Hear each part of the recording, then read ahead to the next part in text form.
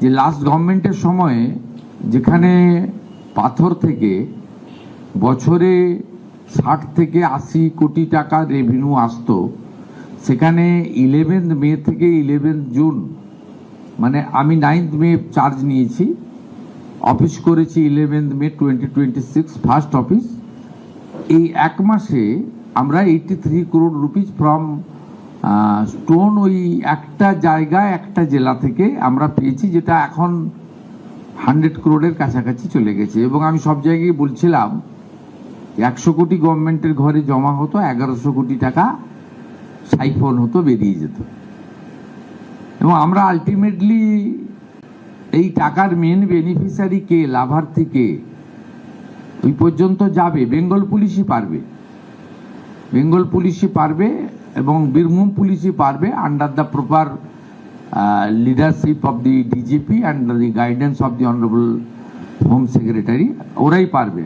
এবং তাদের যা ইলেকট্রনিক সাপোর্ট বা অন্যান্য সাপোর্টস লাগবে তারা সেন্ট্রাল এজেন্সির কাছ থেকেও নিতে পারে, আমাদের এসটিএফ সিআইডির কাছ থেকেও নেবে, কিন্তু আলটিমেটলি পারবে। আমি আপনাদেরকে যেটা অফিসিয়ালি বলছি সেটা হচ্ছে গতকাল মিনার মণ্ডলের বাড়ি থেকে ক্যাশ পাওয়া গেছে 28,50,47,000 টাকা এবং 15 কেজি গোল্ড, ভ্যালুয়েশন অ্যাপ্রক্স 50 কোটি টাকা, মানে গোল্ড ভ্যালুয়েশন নিয়ে।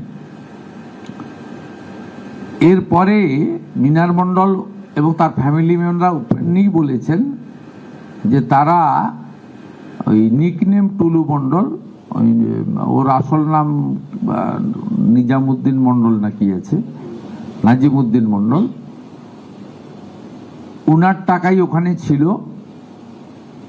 তাতে আমরা পুলিশকে ইনস্ট্রাকশন দিয়েছিলাম যে ওনাকে খুঁজে বের করতে হবে, এবং আমরা প্রাইমারি যেটা জেনেছি যে আউট অফ কান্ট্রি রয়েছেন, মানে 4 তারিখে পরিবর্তনের পরেই হয়তো সরে পড়েছেন, হতে পারে, সেটা পুলিশ দেখবে, ইনভেস্টিগেশন পার্টে আছে।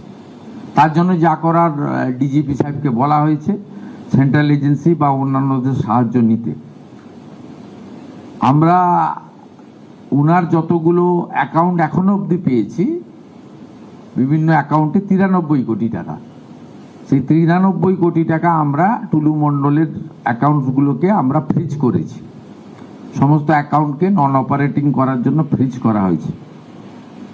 এর বাইরেও ক্যাশ রিকভারি করা হয়েছে 53 লক্ষ টাকা, আর আমাদের gold ornament 268 gram, 400 silver 400 gram, platinum jewellery around 23 gram. এছাড়াও আপনার 3 ক্যাশ কাউন্টিং মেশিন পাওয়া গেছে, 1 computer, 2 pen drives, 1 CPU and several documents like road challan, DCR, money receipt, chequebook. এছাড়াও আপনার 83টা ট্রাক আর ড্রাম্পার 83, সেটাকেও সিজার লিস্টে নেওয়া হয়েছে। এর বাইরে আমরা 21টা প্রপার্টি পেয়েছি, সেটা আন্ডার প্রসেস রয়েছে প্রপার্টি।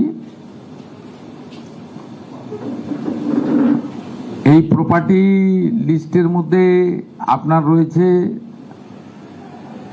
7টা বাড়ি, একটা ফার্ম হাউস, 2টো পেট্রোল পাম্প, একটা ব্রিক হিল, একটা পার্কিং, 3টে স্টোন মাইন, 2টো ক্র্যাশার এবং আদার্স, সব মিলিয়ে মোট 21টা প্রপার্টি।